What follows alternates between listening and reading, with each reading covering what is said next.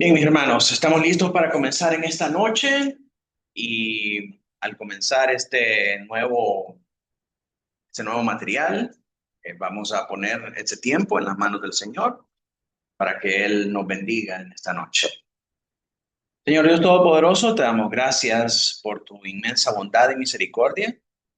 Gracias, Señor, por tu provisión para nosotros, Señor, porque en medio de tantas dificultades, en medio de tantas enfermedades y de tantas situaciones adversas, Señor, tú nos cuidas, tú nos guardas y tú nos das, Señor, no lo que merecemos, sino lo que no merecemos, según tu gracia y misericordia. Para el comenzar en este nuevo estudio, te pedimos, Señor, que puedas darnos constancia, Señor, que puedas ayudarnos, Padre, a poder permanecer fieles a ti, que podamos, Señor, dedicarnos al estudio de este maravilloso libro, Señor, y que nos provea, Padre, eh, luz, tu Espíritu Santo, para poder no solamente comprenderlo, sino que aplicarlo también, Señor, a nuestras vidas, que podamos por medio de este estudio parecernos más a Cristo, Señor, y que por medio, Padre, de estas lecturas, por medio de estas meditaciones, Señor, podamos, Padre, ser transformados a la imagen de tu Hijo Cristo. Por favor, Señor, danos concentración, ayúdanos a apartarnos en este tiempo, en esta hora, en este momento, de todas las distracciones mundanas y permite, Señor, que podamos enfocarnos en tu palabra. En el nombre de Jesús oramos estas cosas. Amén y amén. Adelante. Bien, vamos entonces, hermanos, a desplegar nuestro material para esta noche. Quiero decirles que quizás esta va a ser la única clase que va a ser completamente una participación y una incursión mía. El propósito es que ya teniendo el material a partir de la otra clase, ¿verdad? Todos podamos participar y podamos aportar de lo que ha sido nuestro estudio y nuestra meditación durante la semana. Entonces, el día de hoy vamos a ver tres cosas. Primero, voy a hacer una presentación de cuál va a ser la metodología de estudio para este material. En segundo lugar, como ya es costumbre, vamos a pasar por un bosquejo, para un índice de todas las secciones y todos los temas, cómo vamos a ir desarrollando este estudio. Y finalmente, vamos a ver la lección de hoy, que es un panorama general del libro de Eclesiastés. Entonces, comencemos con la primera. Probablemente para muchos de ustedes esta sea algo nuevo, pero los hermanos que estuvieron en Renacer conmigo para la serie Cristo es suficiente podrán relacionarse con la metodología que vamos a utilizar para poder estudiar juntos la vida bajo el sol, que es el tema de este estudio.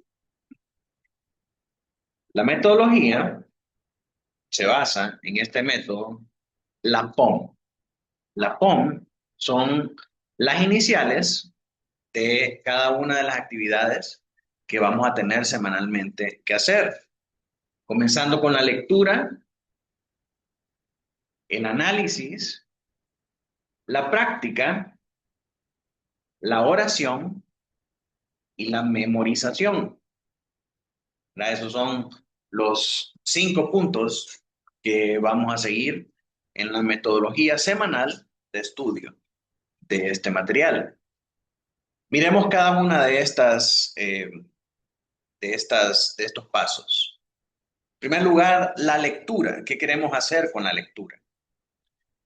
En el material se va a proveer una porción específica de la escritura que el lector va a tener que cubrir cada semana conforme a las indicaciones del material. Es decir, el texto que vamos a estar analizando semanalmente, que vamos a estar estudiando el miércoles en discipulado, se les va a dar a ustedes el domingo en el nuevo material semanal para que lo pongan en su carpeta. Entonces ustedes van a estar encargados de leer esa porción de la escritura que vamos a estudiar el miércoles. O sea, desde el domingo se les da para que ustedes puedan leerla y puedan trabajar en el material para que el día miércoles ya vengamos con los motores calientes, como dicen, ¿verdad? Antes de iniciar la lectura, se recomienda acercarse a la palabra de Dios con reverencia y devoción, orando al Espíritu Santo para que ilumine el entendimiento, para que hable el corazón a través del texto, pues esa es una de sus funciones principales.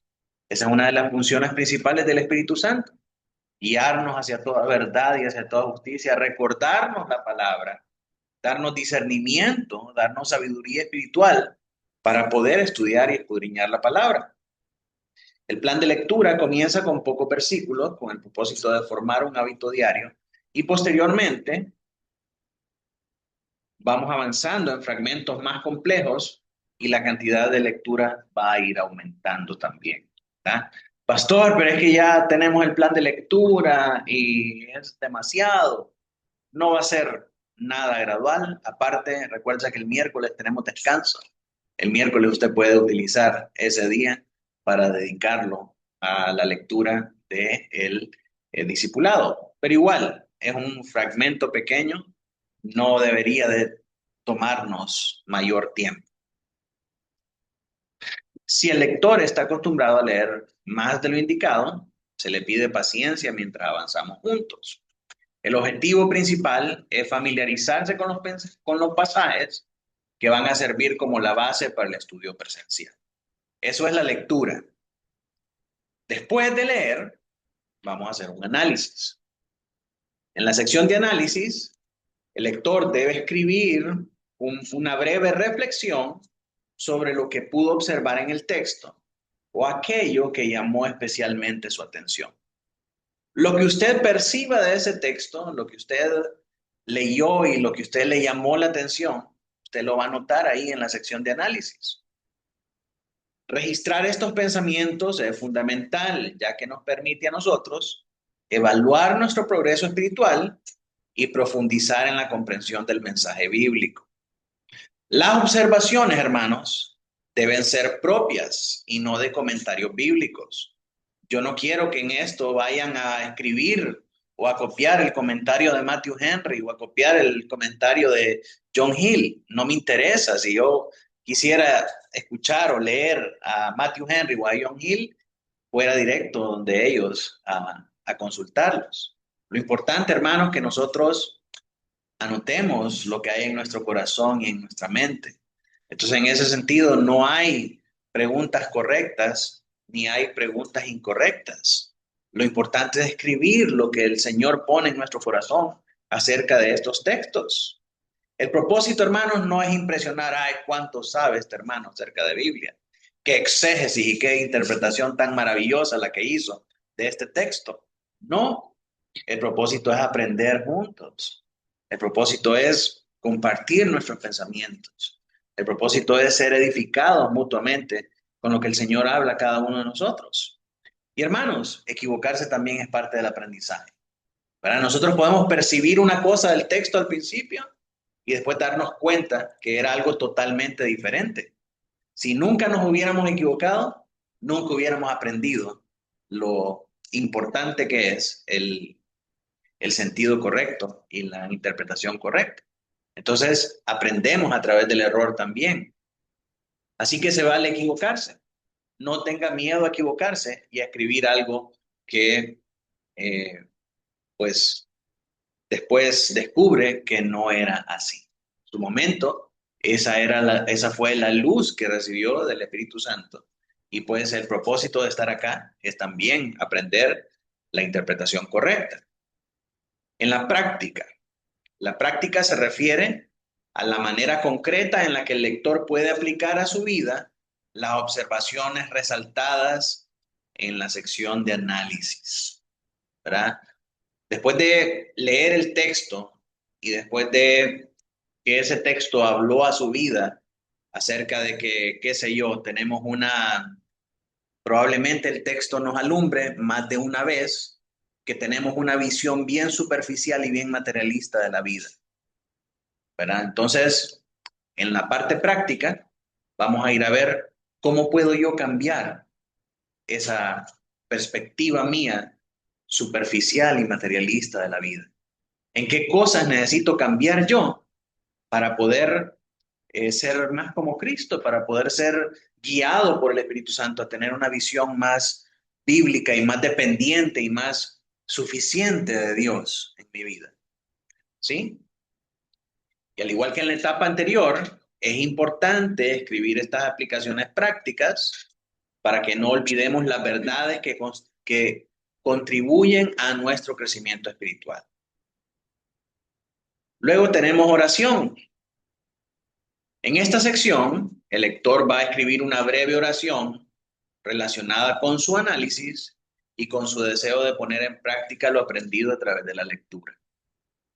La oración, al igual que las demás secciones, es personal. No existen respuestas correctas e incorrectas, ni oraciones iguales, porque cada una refleja la vida espiritual y la relación individual del creyente con Dios.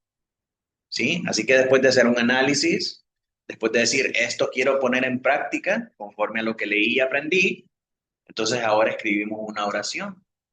Si el motivo de su reflexión lo lleva a decir, bueno, yo necesito eh, vivir más en dependencia de Dios, entonces, ¿qué voy a hacer? Voy a leer más, voy a venir más a la iglesia, voy a acercarme a otros hermanos que me ayuden a crecer. Entonces mi oración va a ser, Señor, ayúdame a alcanzar estas cosas, ayúdame a acercarme a otros hermanos, ayúdame a vencer mi timidez, ayúdame a estas cosas. Te pido que por medio de estas cosas yo pueda ser más como tu Hijo Cristo. Amén. Yo sé que se escucha fácil, pero de repente, estando ahí, ¿verdad? Podemos tener shock de autor, ¿verdad? Y pensar, ¿qué escribo? Por eso necesitamos depender del Espíritu Santo, para que el Espíritu Santo, mis hermanos, nos guíe y nos lleve hacia descubrir y escudriñar nuestra mente y nuestro corazón. El último paso es la memorización. Al final de cada página se incluye el versículo correspondiente para memorizar durante la semana en curso. En la memorización bíblica, la herramienta más efectiva para fijar un versículo en la mente y en el corazón es la repetición. Por esta razón, el mismo versículo aparece al final de cada día de la semana y cambia al comenzar una nueva semana de contenido. Esperamos que este recurso sirva como un recordatorio constante y un estímulo para desarrollar la memorización bíblica como un hábito piadoso. Sí, quiero enseñarles cómo se miran las hojas de trabajo.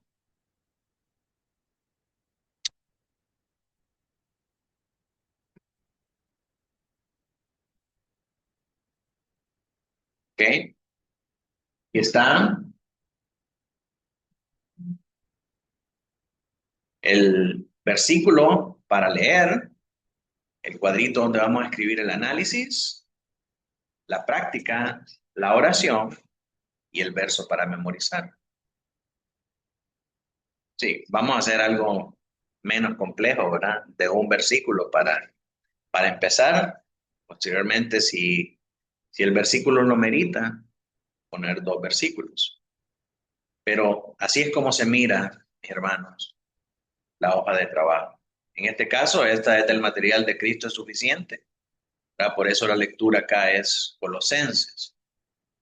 Entonces, esto es lo que ustedes se van a llevar cada domingo con con el verso que vamos a estar aprendiendo. Entonces, el miércoles vamos a venir a, a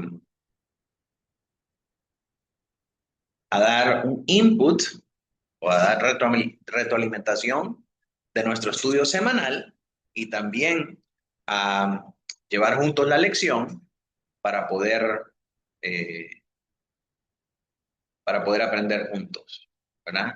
Entonces esto, mis hermanos, hace que el estudio sea más interactivo y haya más participación de su parte y no solamente recibir una clase y escuchar la lección y punto, ¿verdad? Hay una interacción, hay una retroalimentación y esto dinamiza nuestros discipulados. No sé si hay alguna pregunta hasta aquí. Yo tengo una pregunta. En el ejemplo que mostró sale como por día, pero en nuestro caso sería una a la semana. Semanal, sí, semanal, correcto. Ah, ok. Sí. ¿Alguna otra pregunta? Un folder para ir Sí, recopilando. este es el folder. El folder, les recuerdo para los que se anotaron en la lista, de acuerdo al anuncio que di el domingo, cuesta 150 lempiras. Entonces, sí les voy a pedir que puedan traer los 150 lempiras el domingo para comprar todos los materiales y darle el miércoles ya a cada uno su cartapacio, ¿verdad? Con la portada y con, sí, y con este material de hoy, ¿verdad? Que explica nuevamente la introducción, la metodología, el bosquejo, el panorama general. Entonces, estas hojitas van a venir ya en el material que les demos el próximo miércoles. ¿Ok? Entonces, este domingo importante, traer los 150 lempiras para comprar el material. Y el miércoles, el próximo miércoles, entregamos todos los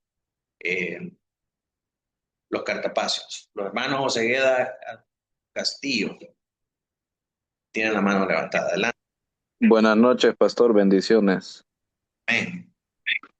Yo tenía una pregunta. Los que van a estar recibiendo el discipulado desde casa, siempre pueden pagar 250 para ellos tener su material desde casa.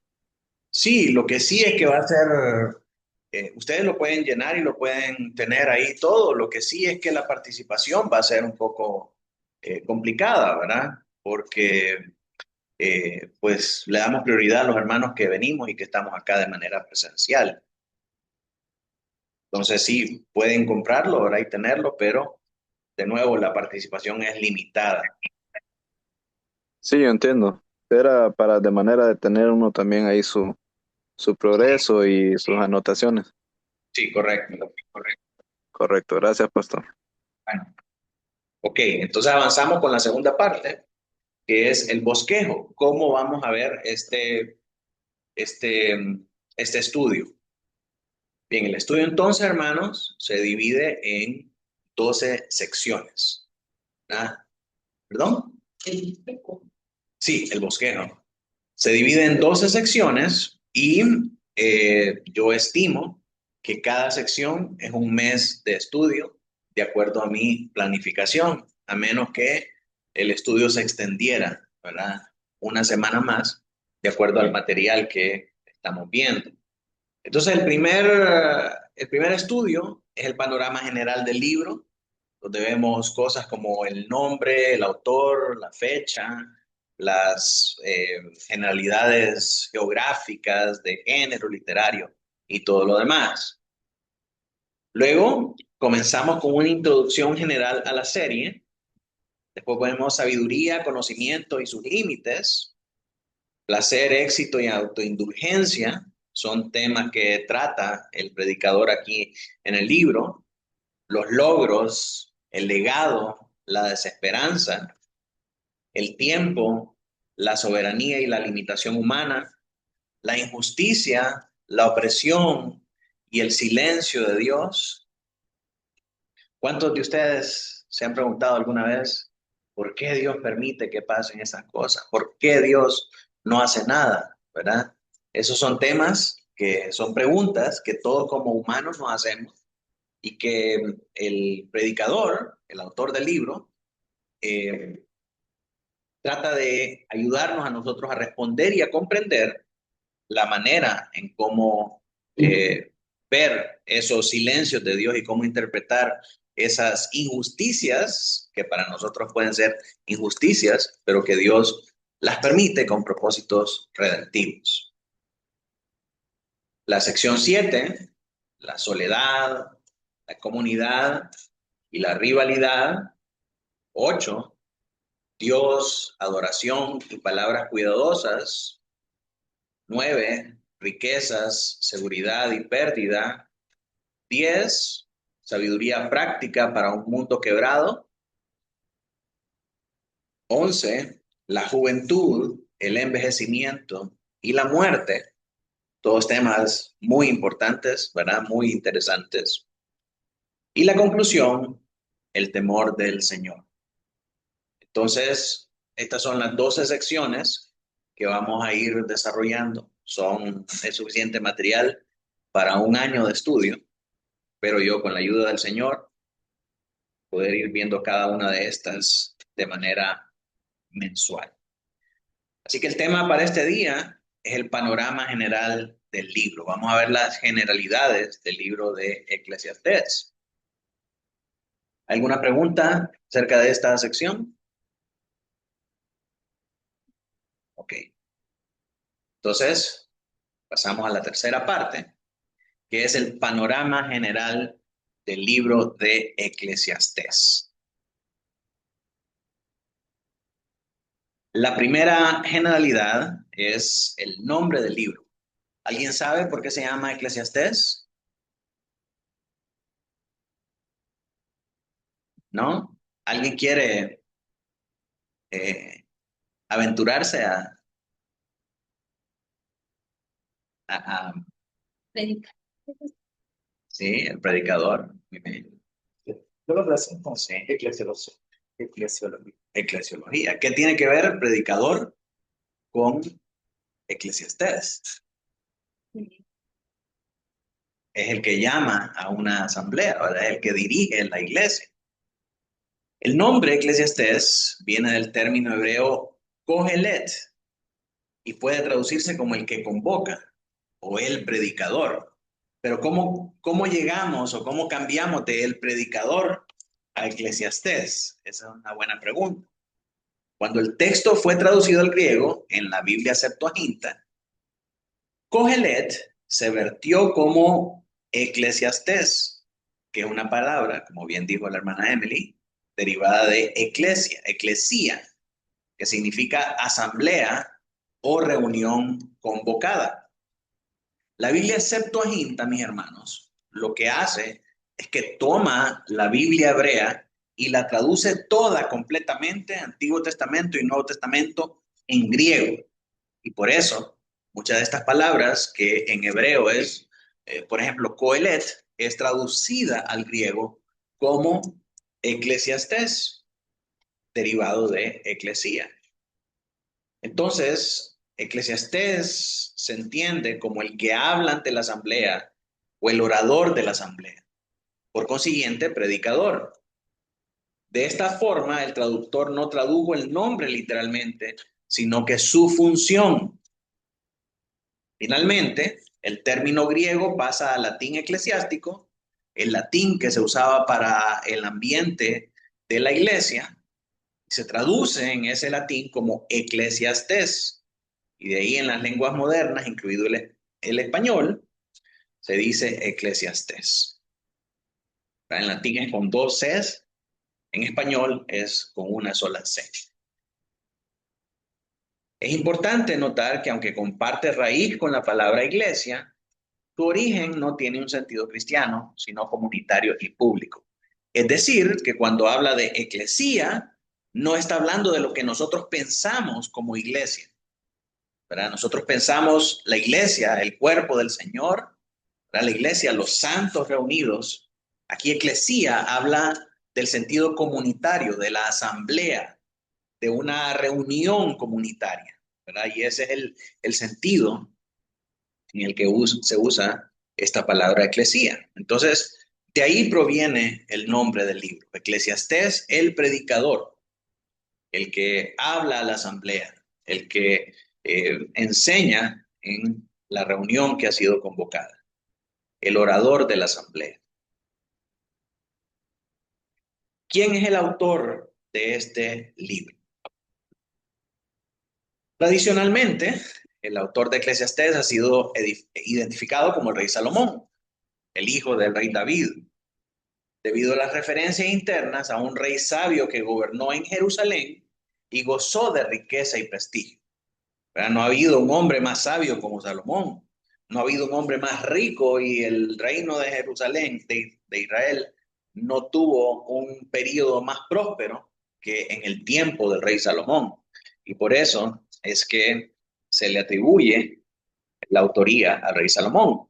Sin embargo, gran parte de la investigación bíblica contemporánea considera que esa atribución es literaria y simbólica, ¿verdad? Hay una facción que piensa que no fue Salomón, sino que se le atribuye una manera simbólica y literaria esa autoría, pero no fue realmente él. El autor real, dicen esto, dice esta facción, ¿verdad? Que podría haber sido un sabio anónimo que escribió utilizando la figura de Salomón como un recurso pedagógico y de autoridad, situando su reflexión dentro de la tradición davídica. Pero nosotros pues nos apegamos a la tradición de la iglesia, que piensa que efectivamente es el rey Salomón el que escribió este libro. El lenguaje, ¿cuál es el lenguaje que se usa en este libro? Es un lenguaje poético, sapiensal es de sabiduría, ¿verdad? Un lenguaje poético de sabiduría y reflexivo que está caracterizado por las repeticiones, las paradojas y la metáfora. Una y otra vez repite ciertas frases, como por ejemplo, vanidad de vanidades, todo es vanidad. Utiliza esta frase de repetición para hacer un punto. También utiliza paradojas. ¿Qué son paradojas? Paradojas son contradicciones. Son contradicciones. De repente encuentra que el malvado no es bendecido por Dios. Sin embargo, prospera. Si no es bendecido por Dios, ¿por qué prospera el malvado? Entonces, este tipo de contradicciones son usadas por el mensaje de Eclesiastés para conducirnos hacia un punto, para llevarnos hacia una reflexión más profunda y bíblica sobre estas aparentes injusticias. Y las metáforas son comparaciones, ¿verdad? Es comparar ciertas cosas, principalmente espirituales, con cosas que nosotros podemos comprender, con cosas terrenales, como cuando el Señor Jesús compara el reino de los cielos con una semilla de mostaza, ¿verdad? Es utilizar algo que nosotros tenemos para explicar una verdad más grande. Su estilo sobrio y a veces provocador rompe con fórmulas religiosas convencionales, lo que contribuye a un tono introspectivo que invita al lector a confrontar la complejidad y la ambigüedad de la vida. Muchos de nosotros no pensamos en el día de nuestra muerte. No pensamos que la muerte nos puede llegar esta noche. No pensamos que la muerte nos puede llegar el día de mañana. Al confrontarnos y llevarnos a pensar en estas cosas, nos saca de nuestra comodidad y nos hace pensar en todas estas cosas para darnos cuenta que realmente necesitamos nosotros estar preparados. La época y la región geográfica. Cuanto a la época y la región geográfica, el libro se escribió muy probablemente en Judá, en el reino de Judá, ¿verdad? Con Jerusalén como su centro cultural y simbólico. Jerusalén era la capital del reino de Judá. Por consiguiente, tenía un valor cultural y simbólico muy importante. Y aunque la voz literaria se sitúa en la monarquía unida, en el tiempo cuando solamente había un rey, ¿verdad? Recordemos que después de Salomón, sus dos hijos, Roboam y Jeroboam, dividen el reino, y entonces Jerusalén se vuelve la capital de Judá y Samaria se vuelve la capital de Israel. Entonces el reino está dividido, hay dos reinos y cada reino continúa desarrollando toda su dinastía y desarrollando toda su cultura y toda su sociedad. Eclesiastés es muy importante porque se escribe durante el tiempo en que el reino todavía seguía siendo uno solo, ¿verdad? El reino de Judá, y su capital única era Jerusalén. Entonces la mayoría de los estudiosos sitúan su relación, su redacción final entre los siglos 4 y 3 antes de Cristo, durante el periodo post-exílico. ¿Qué significa esto?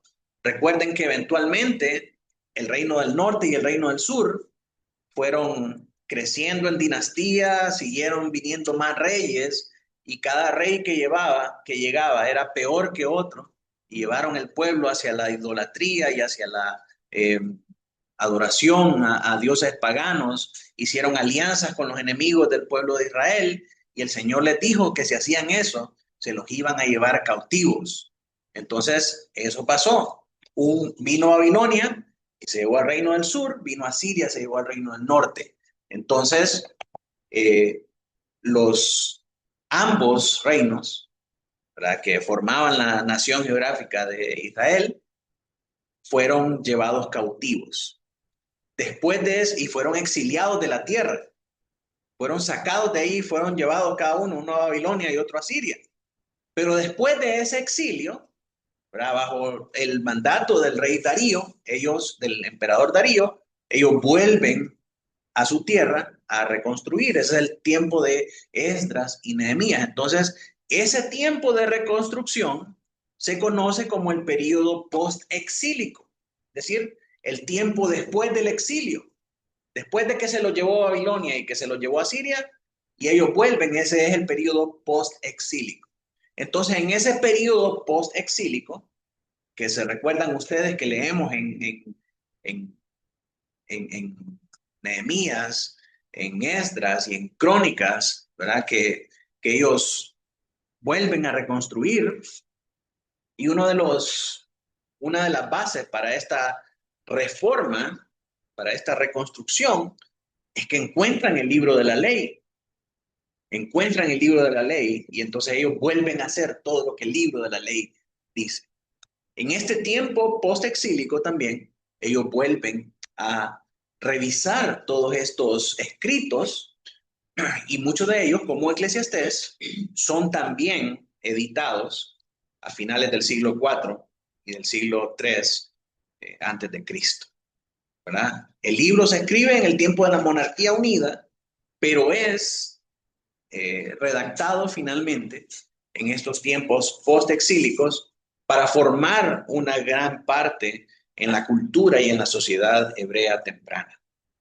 Este contexto urbano y de culto abierto a influencias persas y helenísticas ayuda a explicar el carácter filosófico y universal de sus reflexiones.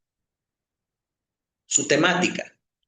Los temas que aborda Eclesiastés giran en torno a la vanidad de los esfuerzos humanos, la fugacidad del tiempo, la inevitabilidad de la muerte, los límites del conocimiento, el valor relativo del trabajo, el placer y la riqueza. Y a pesar de su tono crítico, el libro también afirma la posibilidad de disfrutar de los dones cotidianos como regalos de Dios, y concluye destacando el temor de Dios como un fundamento último de la existencia humana. Su género literario. Desde el punto de vista literario, Eclesiastés pertenece al género sapiensal del Antiguo Testamento. Es decir, pertenece a los géneros de sabiduría del Antiguo Testamento, donde podemos ubicar Proverbios, Salmos, Job, Cantares y también Eclesiastés. A diferencia de los otros libros de sabiduría, no ofrece respuestas cerradas ni promesas inmediatas de recompensa. No es como Proverbios, que dice: instruye al niño en su camino, y aun cuando fuere viejo, no se apartará de él. Eclesiastés deja abiertas muchas de estas reflexiones. No nos da una respuesta contundente, pero nos lleva a pensar, nos lleva a reflexionar, que aun cuando no entendamos las cosas, debemos nosotros depender de Dios y debemos confiar en Dios.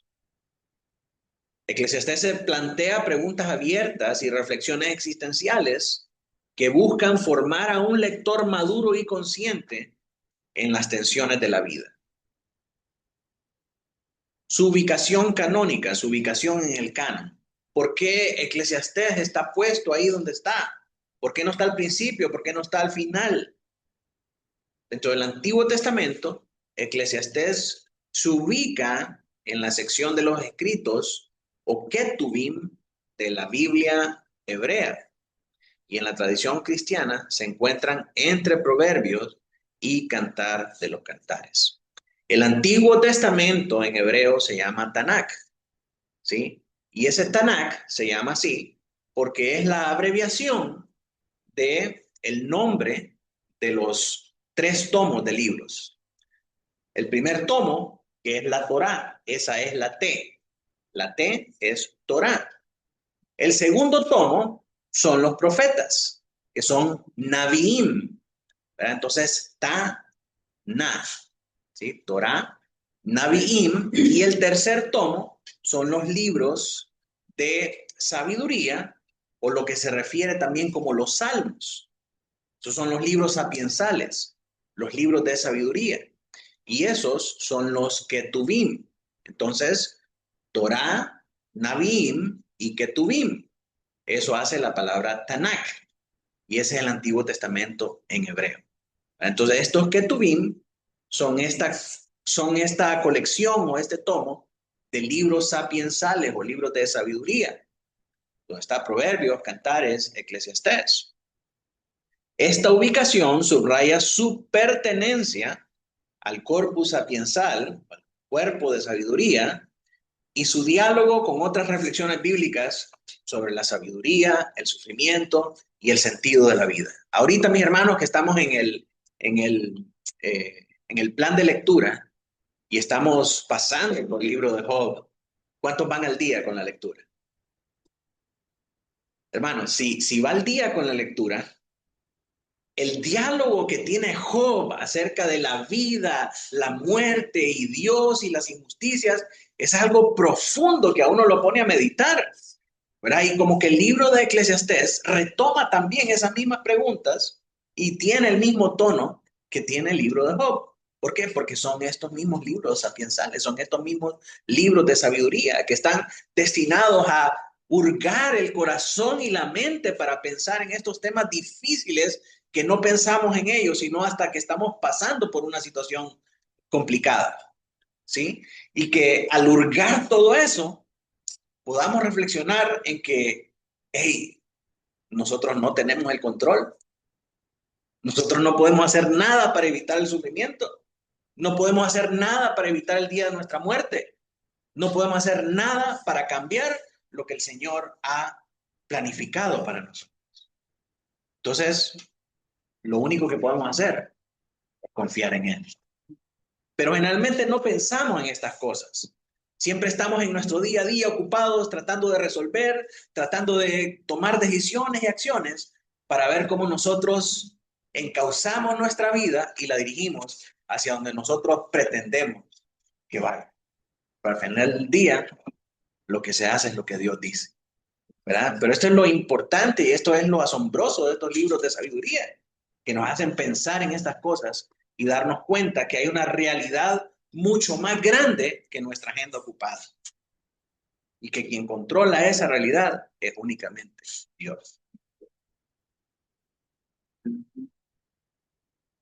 La audiencia a la que se dirige el libro parece ser amplia, aunque especialmente se enfoca a personas con experiencia de vida. A todos aquellos que han pasado por estas durezas, por estas dificultades, por lo arduo del trabajo, del esfuerzo, por la muerte de un familiar, por la muerte de una persona querida, por las injusticias de la vida y por muchas otras situaciones. El autor habla a quienes han conocido el trabajo, el éxito, el placer y la frustración y que buscan una comprensión más profunda de lo que realmente permanece en la existencia humana. Algunas controversias históricas. Eclesiastés ha generado diversas controversias históricas, principalmente por su tono escéptico y por afirmaciones que parecen contradecir otras enseñanzas bíblicas más optimistas. Estas tensiones provocaron debates sobre su autoría, sobre su fecha de composición y sobre su adecuación teológica, especialmente en relación a la retribución divina y a la esperanza futura. Criterios de inclusión en el canon. ¿Por qué entonces, si tiene estas contrariedades, por qué entonces, si se opone a otras enseñanzas bíblicas más optimistas, por qué entonces se incluyó en el canon bíblico? Los criterios para su inclusión en el canon bíblico se apoyaron en su uso continuo dentro de la comunidad judía, y en su asociación con la tradición salomónica y en su conclusión teológica, que reafirma la centralidad del temor de Dios y la obediencia a sus mandamientos.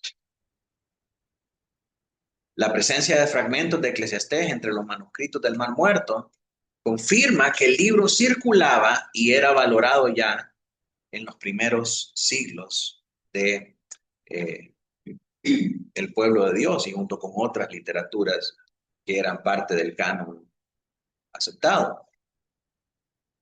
La relevancia cultural de la época en que fue escrito se manifiesta en su diálogo implícito con corrientes de pensamiento del antiguo cercano oriente y del mundo helenístico. ¿Quiénes eran estos helenistas? Eran los griegos. Y recuerden que los griegos son los padres y es la cuna de la filosofía y del pensamiento y de todas estas ideas y estas racionalizaciones acerca de la existencia humana, el propósito de la vida y todas estas cosas importantes. Ellos también reflexionaban sobre el destino humano y el sentido de la vida. Entonces, Eclesiastés toma esta misma corriente de pensamiento, pero en lugar de darle la interpretación mundana que le daban los helenistas, Eclesiastés nos lleva a reflexionar al final acerca del temor de Dios y la obediencia a sus mandamientos, como el máximo propósito de la humanidad.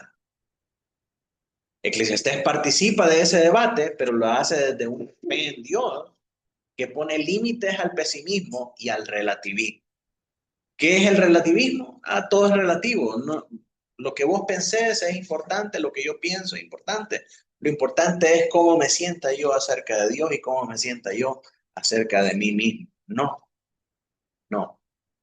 Solo Dios es el juez del mundo, de la humanidad, y solo Dios es el que tiene derecho a decir cómo son las cosas. Y esa es la única verdad que importa. No mi verdad ni tu verdad, sino que la verdad de la Escritura. Así que en ese sentido, Eclesiastés le pone fin a ese relativismo efímero.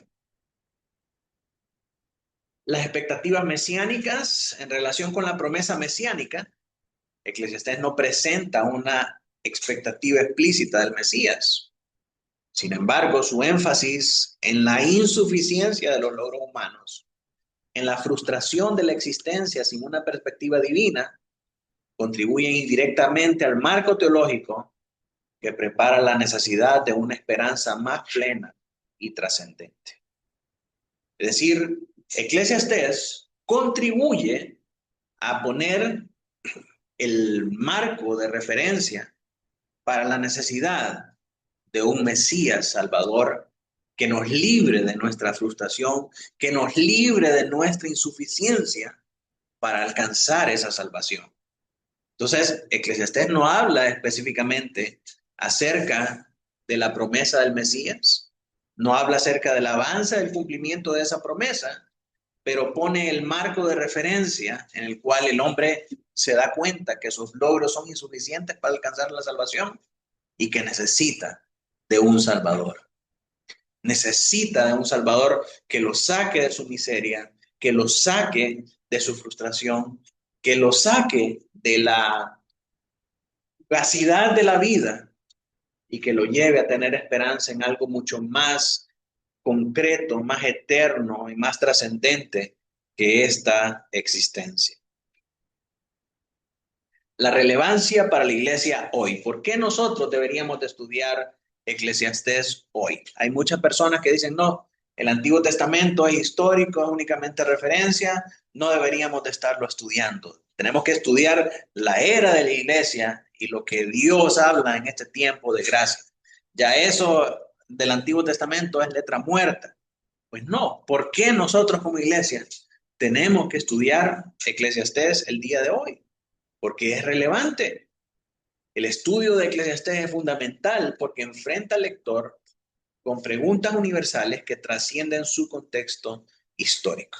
Las preguntas que hace Eclesiastés no solamente se quedaron allá en el tiempo de Salomón, son importantes ahora. Nos siguen hablando, nos siguen despertando nuestra curiosidad y nuestra necesidad de un Salvador. Tu honestidad intelectual y espiritual ayuda a desarrollar una fe reflexiva, capaz de dialogar con la duda, con el sufrimiento y con la incertidumbre sin abandonar la confianza en Dios. Entonces, Eclesiastés nos muestra que no se trata de tener una fe ciega y porque sí, porque eso es así, así me lo enseñaron y así lo tenemos que... No, es una fe reflexiva, es una fe que puede dialogar y puede llegar a las respuestas correctas ante la duda, ante la incertidumbre y ante el sufrimiento de la vida. Su relación con otros libros, Eclesiastés mantiene una estrecha relación con otros libros del canon bíblico, especialmente con Job y con Proverbios. Junto a ellos, forma un conjunto sapiensal que aborda la sabiduría desde distintas perspectivas. La práctica cotidiana, ese es Proverbios, ¿verdad? Es la sabiduría en nuestra práctica diaria. Eso es lo que es el libro de Proverbios.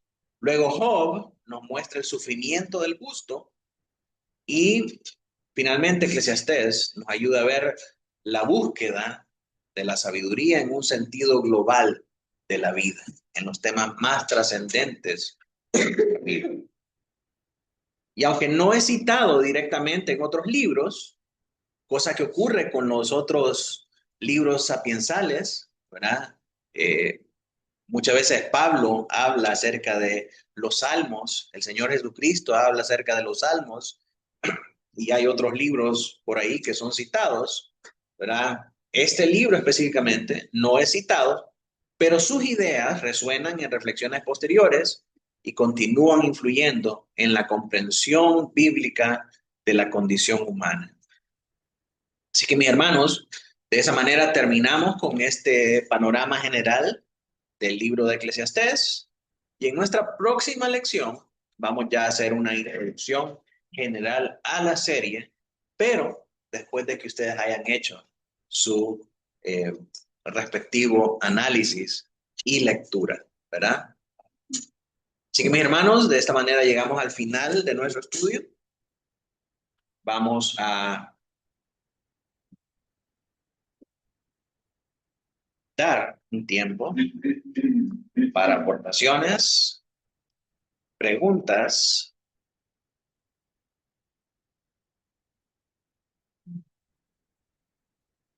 Iba a decir algo. No. No, yo le iba a decir que en el siguiente, como el domingo, el domingo nos va a dar el material ya, para el miércoles. Sí. Ah, ok. Pensé que era el miércoles. El miércoles, como el domingo van a traer el, 150. los 150 mempiras, entonces el miércoles ya les voy a traer las carpetitas con su portadita para que puedan meter en la carpeta el material, ¿verdad? Pero se van a llevar las hojas para trabajar en ellas. Entonces, el próximo miércoles que vengamos, ya traen su reflexión y ya tienen su carpeta para ir guardando todas esas cosas en ella.